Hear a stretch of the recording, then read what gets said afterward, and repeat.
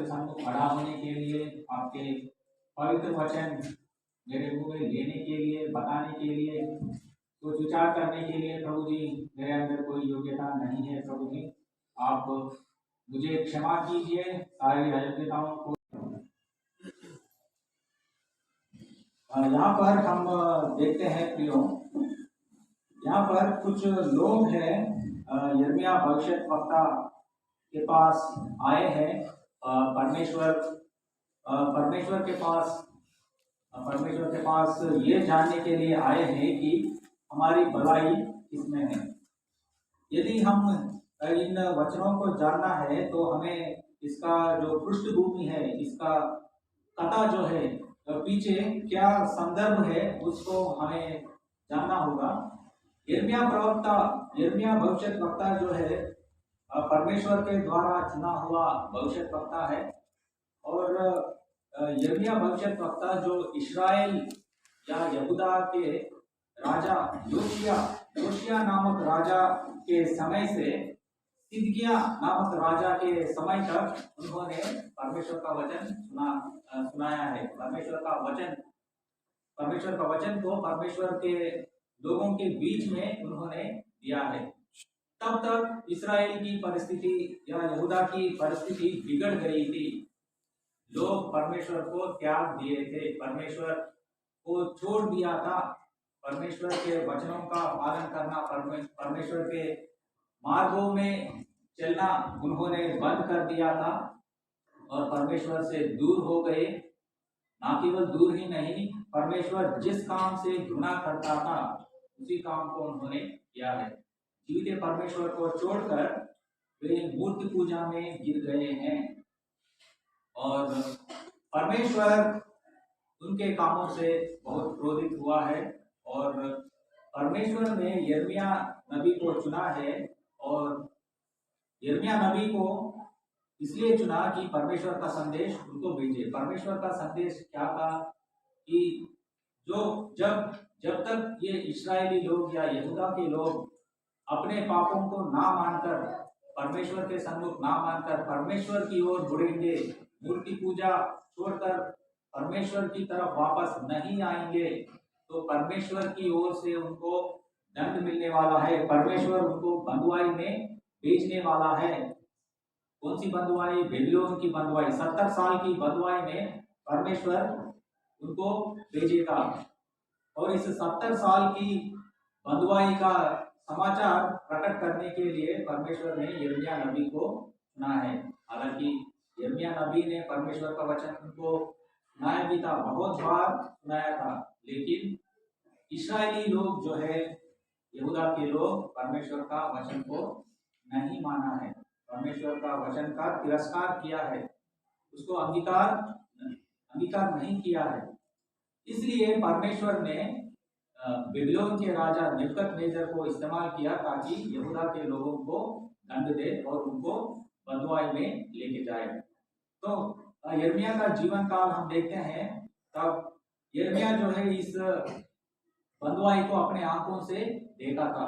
अपने लोगों को, परमेश्वर की प्रजा, इस्राएल के लोग, यहूदा के लोग बंधुआई में जाते हुए उन्होंने देखा है। और बंधुआई में जाने के बाद भी परमेश्वर ने यहूदा नबी को इस्तेमाल किया कि परमेश्वर का वचन उनको सुनाए। यहाँ पर हम देखते हैं कि यहाँ पर यूहन्ना नामक एक व्यक्ति है। और यूहन्ना का कौन है?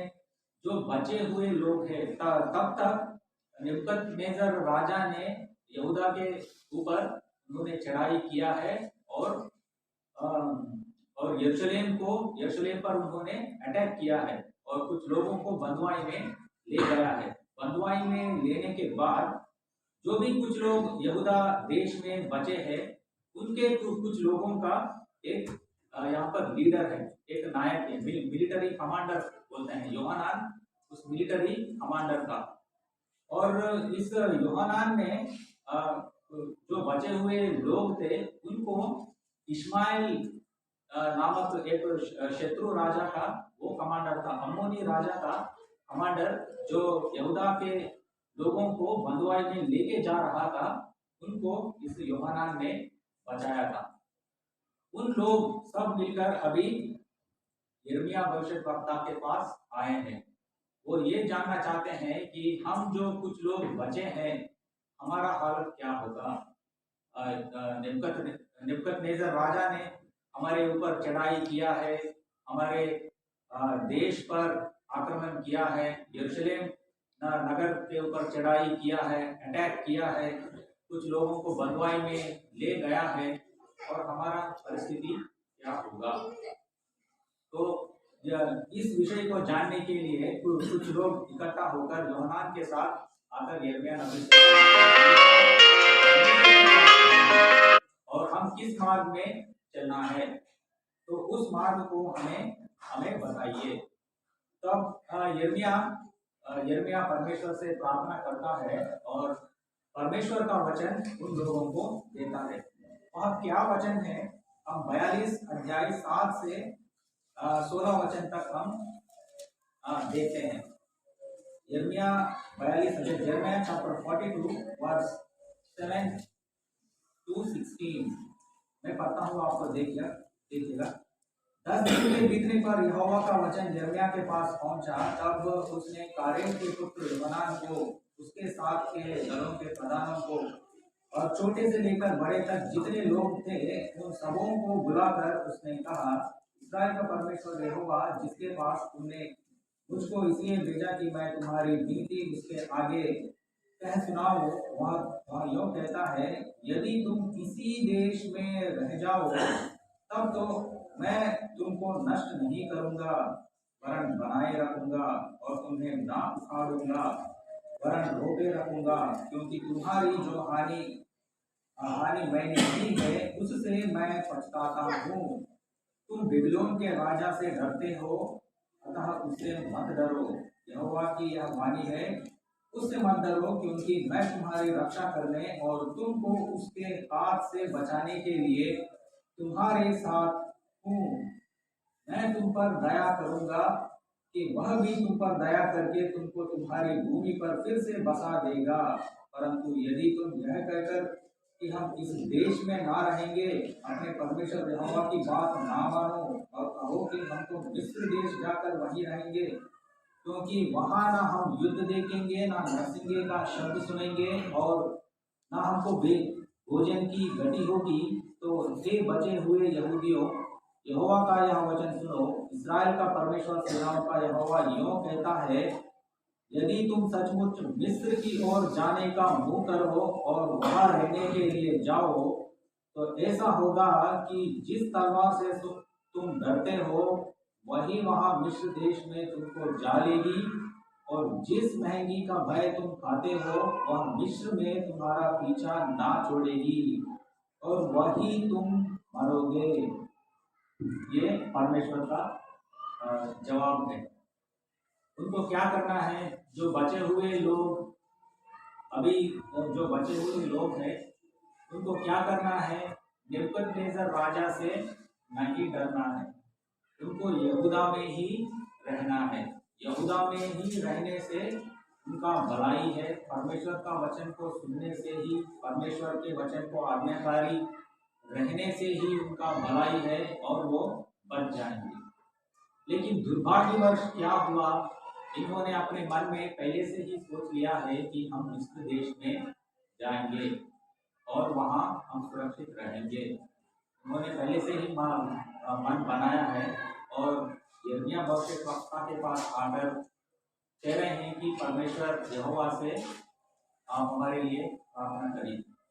तो प्रियो, हम हमारे जीवन में देखते हैं कि हम क्या है, हम अपने सोच विचारों से चलते हैं। परमेश्वर का मार्ग क्या है, परमेश्वर का हमारे जीवन में उद्देश्य क्या है, उसको हम ग्रहण करने में हमको दिक्कत होता है।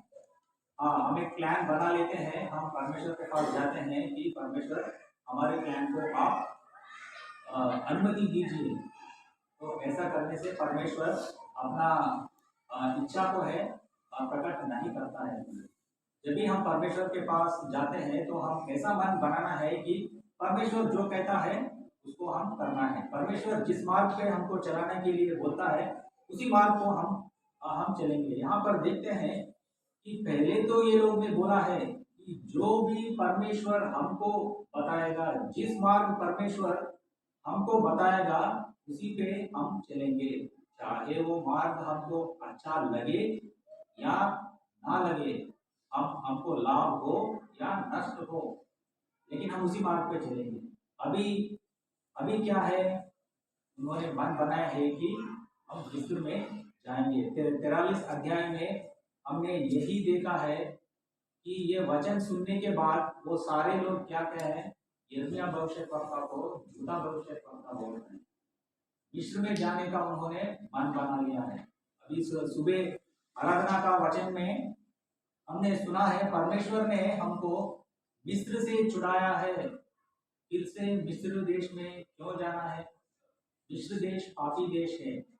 मिस्र देश में क्या है? मिस्र देश में मृत्यु है। अगर मिस्र देश में जाएंगे तो मिस्र देश में भी आप नहीं बचोगे। परमेश्वर का दंड जो है वह आपका पीछा करते ही रहेगा। तो मिस्र देश से किसी भी प्रकार से हमें समझौता नहीं करना है। इसी बात को हमने आराधना का वचन में हमने सुना था। परमेश्वर के दास के द्वारा हमको यह याद दिलाया गया है। भैया, तो मिस्र से किसी भी प्रकार की हमको लेन देन या सौदा नहीं करना है, उससे हमारी भला नहीं होगी। परमेश्वर ने साफ साफ रीति से कहा है कि आप मिस्र देश में नहीं जाना है। जिस स्थान पे है उसी स्थान पे आप रहो, चाहे ये सोचो आप वहां पर मर भी जाएंगे, लेकिन परमेश्वर का वचन है आप उसी स्थान में रहना है, यहूदा में रहना है। देखते हैं 19 वचन, इसी अध्याय का 19 वचन, यिर्मयाह 42 अध्याय और 19 वचन पढ़िए। ये बचे हुए यहूदियों, यहोवा ने तुम्हारे विषय में कहा है मिस्र में मत जाओ। तो निश्चय जानो कि मैंने आज तुमको चिताकर यह बात बता दी है, मिस्र में मत जाओ। मिस्र में क्यों जाना है? मिस्र में आपका भला नहीं है, क्यों जाना है? देखते हैं कि कितना कठिन लोग हैं ये लोग, कि परमेश्वर का इच्छा वो जानना है, जब परमेश्वर की इच्छा जानने के बाद उसमें नहीं चलना है, तो ये क्या बात हो गई? ऐसा नहीं होना चाहिए। तो देखते हैं प्रियो, हम आजकल के दिनों में देखते हैं कि ये क्या सुपरफ्लुअस बिलीवर्स बोलते हैं इनको, ये परमेश्वर के सच्चे विश्वासी नहीं है, परमेश्वर के मार्गों पर चलने वाले विश्वासी नहीं है, जो कानों को जो सुनने में अच्छा लगता है उसी बातों को सुनने में लगते हैं। जब परमेश्वर का वचन सीधाई से आता है वो सुनने को तैयार नहीं है। ऐसे लोगों के बारे में प्रेरित पौलुस ने चिताया है। देखते हैं दूसरा तीमुथियुस की पत्री 4 अध्याय 3 और 4 वचन। दूसरा तीमुथियुस की पत्री 4 अध्याय 3 और 4 वचन पढ़िए। क्योंकि ऐसा समय आएगा जब लोग खरा उपदेश न सह सकेंगे और कानों की खुशी के कारण अपनी अभिलाषाओं के अनुसार अपने लिए बहुत से उपदेश बटोर लेंगे और अपने कान सत्य से फेरकर कथा कहानियों पर लगाएंगे। यहाँ पर देखते हैं कि अंतिम दिनों में ऐसे लोग आएंगे जो खरी शिक्षा, परमेश्वर की खरी शिक्षा या खरी उपदेश को वो नहीं सह पाएंगे, परमेश्वर का वचन को वो नहीं सह पाएंगे। वो क्या करेंगे? उनको कानों में खुजली होती है कि हमको परमेश्वर का वचन नहीं सुनना है, कथा कहानियों के ओर जाते हैं। They follow the wrong doctrine. आजकल के दिनों में प्रयोग यही हो रहा है। तो परमेश्वर हमसे बात करता है कि हम परमेश्वर का वचन में हम चले, और जिस स्थान में परमेश्वर हमको रहने के लिए बोलता है उसी स्थान में हमें रहे। और यहाँ पर दूसरी बात देखते हैं, पहला तो उनको मिस्र में नहीं जाना है, मिस्र में जाने से वो लोग मर जाएंगे, मिस्र के साथ समझौता नहीं करना है। क्यों? मिस्र देश भी बंधुआई में चले जाएगा, जैसा यहूदा देश बंधुआई में चला गया है वैसा मिस्र देश भी बंधुआई में चला जाएगा, और मिस्र देश को भी नेबुकदनेस्सर राजा बंधुआई में लेके जाएगा। यिर्मयाह की पुस्तक 43 अध्याय 10 और 11 वचन पढ़िए। और उन पुरुषों से कह, इस्राएल का परमेश्वर सेनाओं का यहोवा यूं कहता है, देखो मैं बेबीलोन के राजा अपने सेवक नबूकदनेस्सर को बुलवा भेजूंगा, और वो अपना सिंहासन इन पत्थरों के ऊपर जो मैंने छिपा रखेगा, और अपना छत्र इनके ऊपर बनवाएगा। और वो आके मिस्र देश को मारेगा। तब जो मरने वाले हो वे मृत्यु के वश में, जो बंदी होने वाले हो वो बंधुआई में, और जो तलवार से गिरे गए वे तलवार के वश में कर दिए जाएंगे। मैं मिस्र के देवताओं में आग लगाऊंगा, और वो उन्हें फुकवा देगा और बंधुआई में ले जाएगा। और जैसा कोई चरवाहा अपना वस्त्र ओढ़ता है, वैसे ही वो मिस्र देश को समेट लेगा। तब बेखट के चला जाएगा। वो मिस्र देश के सूर्य ग्रह के खंभों को उड़ा डालेगा, और मिस्र के देवालयों को आग लगाकर फुकवा देगा। हाँ, ऐसे होगा। मिस्र देश में जाने से कैसे होगा? आप सोच रहे हो कि आपका जान बच जाएगी नेबुकदनेस्सर राजा से, आपका जान बचेगी। मिस्र देश में ये होने वाला है। यिर्मयाह भविष्यद्वक्ता ने खुद बोला है, और इन्होंने क्या किया है? यह वचन मिस्र देश में जाने के बाद, मिस्र देश में ये लोग गए हैं, और यिर्मयाह भविष्यद्वक्ता भी गया है। वहां पे जाने के बाद परमेश्वर ये बात बोल रहा है, मिस्र में आप आए हो, आपकी परिस्थिति ऐसा होगा। यहाँ पर हम देखते हैं ये लोगों ने जीवन की बातें नहीं सुनी। परमेश्वर का वचन साफ साफ कहा है, आप यहूदा में रहिए, आप बच जाओगे, आप जीवित रहोगे। मिस्र देश में जाने से आप मर जाओगे। तो प्रियो, हमें जिस स्थान पर परमेश्वर हमें रहने के लिए बोलता है उस स्थान पे रहना है। मेरा कहने का मतलब है हम मंडली में हमें बने रहना है। मंडली में हमको जीवन मिलता है, और मंडली में हमारी भलाई है। और मंडली से बाहर विश्व में जाएंगे तो हम आत्मिक रूप से मर जाएंगे। पिछला संडे हमने परमेश्वर के दास से यह बात भी सुना था कि जो काम हम आत्मा में शुरू किए हैं, जो दौड़ को हमने आत्मा में शुरू किया है, हम शरीर में कैसे खत्म कर सकते हैं? शरीर से कोई नाता हमको नहीं रखना है। हम देखते हैं प्रियो कि हम अपने आप को परमेश्वर के मंडली में स्थिर रखना है। यहूदा देश में रहने से क्या होगा? यहाँ पर हमने साफ साफ देखा है, परमेश्वर ने कहा है कि मैं आपको रोकूंगा, आपको प्लान करूंगा यहूदा देश में, मैं आपको आपकी भलाई करूंगा। तो प्रियो, परमेश्वर हमको यही बोलता है कि you B planted in the church. आप कलीसिया में रोपे रहिए, कलीसिया में जड़ पकड़िए, और कलीसिया से बाहर मत जाइए। आप यहूदा में रहिए। यहूदा मतलब स्तुति का घर। आप स्तुति का घर में रहिए। एक उदाहरण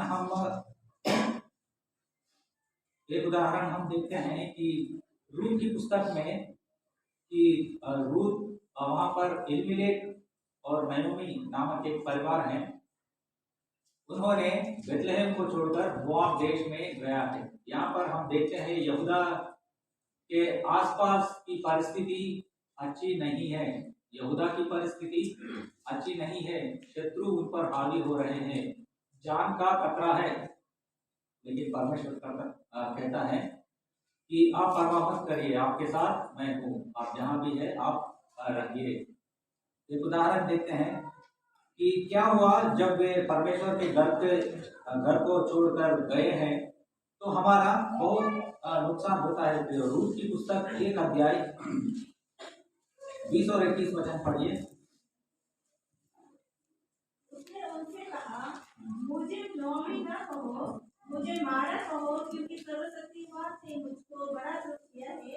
मैं बड़ी पूरी चली गई थी, परंतु यहोवा ने मुझे खुशी करके लौटाया है। इसलिए जब कि यहोवा ही ने मेरे विरुद्ध साक्षी दी है, और सर्वशक्तिमान ने मुझे दुख दिया है, हाँ, यहाँ पर हम नयोमी की बात में हम देख रहे हैं। नयोमी कहाँ से गई थी? एक वचन में हम देखते हैं बेथलेहम से वो गई थी। तो बेथलेहम में क्या हुआ था? वहाँ पर अकाल आया था। तो उन्होंने परिवार समेत अपना जीवन को बिताने के लिए वो मोआब देश में गए। मोआब देश क्या है? वो इस्राएल का शत्रु है, शत्रु देश है, इस्राएल का शत्रु देश है।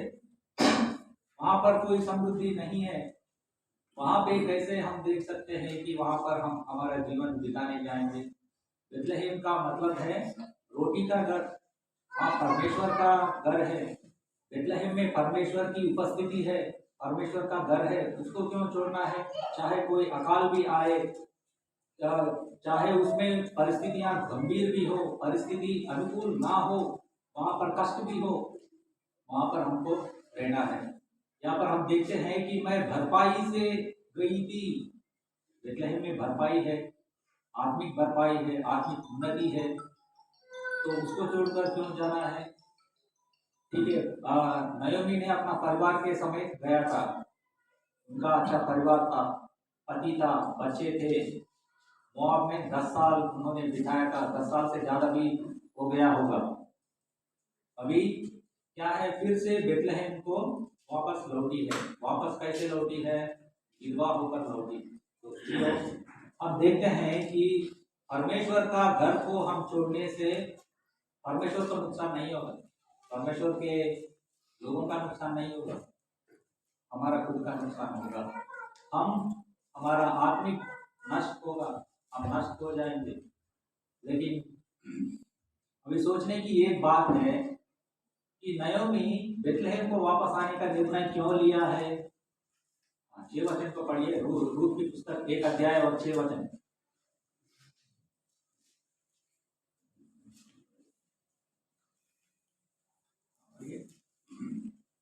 तब वो मोआब के देश में ये सुनकर कि यहोवा ने अपनी प्रजा के लोगों की सुधि लेके उन्हें भोजन वस्तु दी है, उस देश से अपनी दोनों बहुओं समेत लौट जाने को दी। परमेश्वर का धन्यवाद हो कि जिस स्थान पे अकाल आया था उससे हमको नहीं डरना है। परमेश्वर सुधि लेगा, ये बात हमको याद रखने की जरूरी है। चाहे परिस्थिति हमारे अनुकूल ना हो, हमारे फेवरेबल ना हो, परिस्थिति कितना भी गंभीर हो, ये बात जानना है कि परमेश्वर हमारे जीवन में दाखिला लेगा, हमको सुधि लेगा। God will visit his children, definitely he will visit his children, और उस परिस्थिति को दूर करेगा। जब नयोमी ने ये बात सुना है तब उन्होंने बेथलेहम को जाने का निर्णय लिया है। तो प्रियो, परमेश्वर का घर में परिस्थितियां अच्छा ना हो तो भी हमको परमेश्वर का घर को हमें नहीं छोड़ना है। परमेश्वर का घर में हमें जड़ पकड़ना है, स्थिर रहना है। जड़ पकड़ने का बहुत गहरा अर्थ है प्रियो। देखते हैं साम चैप्टर 92 वर्स 12 to 14, भजन संहिता 92 अध्याय 12 से 14 वचन पढ़िए। धर्मी लोग खजूर के समान फूले फलेंगे और लखनऊ के देवदार के समान बढ़ते रहेंगे। वे यहोवा के भवन में रोपे जाकर हमारे परमेश्वर के आंगनों में फूले फलेंगे। वे पुराने होने पर भी फलते रहेंगे और रस भरे और लहलहाते रहेंगे, जिससे बस यहाँ पर हम देखते हैं कि जो लोग परमेश्वर के भवन में स्थिर होते हैं, जो लोग परमेश्वर के भवन में रोपे जाते हैं, वो हमेशा फलवंत रहेंगे। परमेश्वर का यह वायदा है। तो यह वायदा सच है और हमारे जीवन में भी सच है। तो परमेश्वर का धन्यवाद का हमें आज्ञाकारी होना है। चाहे हमारी कितना भी मूल्य हमें देना पड़े या हमारी जान भी देने पड़े, तो हमें परमेश्वर का वचन का ही हमें पालन करना है। परमेश्वर के वचन में हमें स्थिर रहना है। और दूसरी बात, दूसरी बात हमने देखा है कि जिस स्थान में परमेश्वर हमको रहने के लिए बोलता है वह स्थान में हमको जड़ पकड़ना है। परमेश्वर की कलीसिया में हमको जड़ पकड़ना है। तो जो लोग परमेश्वर के भवन में जड़ पकड़ते हैं, रोपे जाते हैं, उनको कोई किसी भी परिस्थिति उनको नहीं निकाल सकता है। जैसा कि उदाहरण के लिए हम पेड़ों को देखते हैं, पेड़ों का जड़ अंदर रहता है, धरती के अंदर रहता है, वही उसका शक्ति है। अगर मान लीजिए जोर से हवा आ गई तो क्या है, वो ऐसा हिलता है और फिर खड़ा हो जाता है। अगर उससे अधिक तूफान आए तो उसका डालियाँ टूट जाते हैं, लेकिन जड़ वहीं पे रहता है। पेड़ कभी नहीं गिरता, पेड़ भी गिर जाए लेकिन उसका वो तना बोलते हैं वो रहता है और जड़ उसी रहता है। तो ऐसा हमको परमेश्वर के भवन में, परमेश्वर के वचन में हमको जड़ पकड़ना है। और दो विषयों के यिर्मयाह चैप्टर 44 फ्रॉम वर्स टू 6 मैं पढ़ता हूँ, आप देखिएगा। जितने यहूदी लोग मिस्र देश में